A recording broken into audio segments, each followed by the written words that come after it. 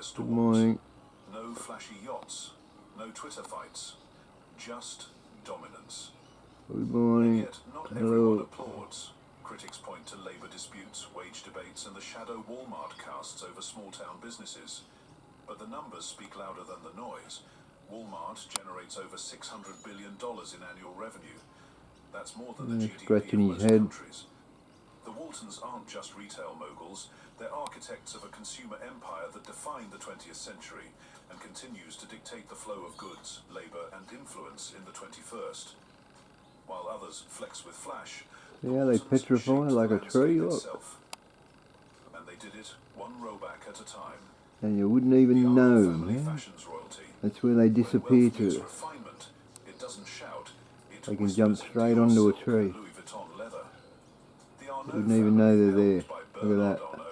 Sits atop a $240 billion empire built not on oil or tech, but on aspiration through LVMH, home to Louis Vuitton, Dior, Moet and Chandon, and over 75 other luxury brands. Oops, sorry about that. They don't just sell fashion, they sell status.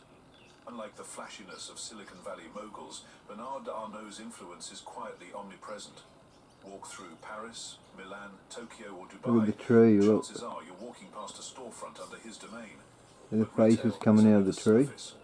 His family's real-life monopoly board includes the Chateau Cheval Blanc vineyard in Bordeaux, Yeah, I can't make that shit up, over $10,000, and the Bulgari Hotel in Venice, nestled along the Grand Canal. Hello, my like friend. Modern-day palace.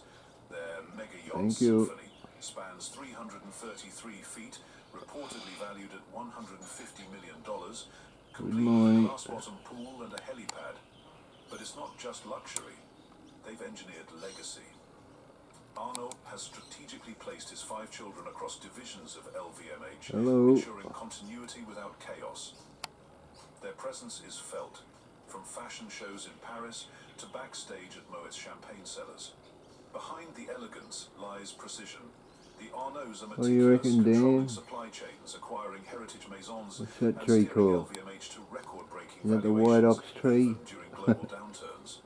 Their empire is curated like a runway show. Professional Bigfoot hunter, Yowie Dan. Is that a white ox tree? Or what? Proves that the most powerful signal of wealth is control over aesthetics, legacy, and perception. What about him? While others race to disrupt, they've mastered the art of timeless dominance. And they're not chasing trends. What about them coming up the back? They're making them. The Rothschild family, banking's phantom dynasty. They're doing that magnet shit again. I think if other agencies aren't using pay.com, there's a totem pole, look. They're not trees, no way. Look at them. They've been called the architects of modern banking, the shadow financiers of empires, and the silent owners of history. But the Didn't they cut down all the trees back in the Bible days? With a conservatively estimated net worth of $400 billion, their power has always moved behind closed doors, through discrete trusts. So how did all the trees grow back? Generational strategy. Their empire began in the 18th century when Mayor Amschel Or are these things the trees? Frankfurt, but it was his genius to place each of his 5 sons in financial centers across Europe, London, Paris, Vienna, Naples, and Frankfurt, that birthed the first true multinational banking dynasty. Over centuries, they didn't just finance governments, they influenced the outcomes of wars, underwrote railroads, and safeguarded monarchies. You see it's a totem pole, look. Deeply embedded in global finance through discrete holdings, investment funds, and private equity ventures, often under lesser-known entities and advisory firms. Yet what makes the Rothschilds truly remarkable isn't just their wealth, it's their obsession with secrecy and legacy. Their residences are rarely photographed, their transactions rarely public. Their family meetings are conducted like diplomatic summits, and many of their family offices operate through trusts spanning multiple jurisdictions, making them nearly untouchable. Luxury, of course. They own estates in the French countryside, art collections worth hundreds of millions, and vineyards like Chateau Lafite Rothschild, where a single bottle can sell for $40,000. But it's never for display. It's for preservation.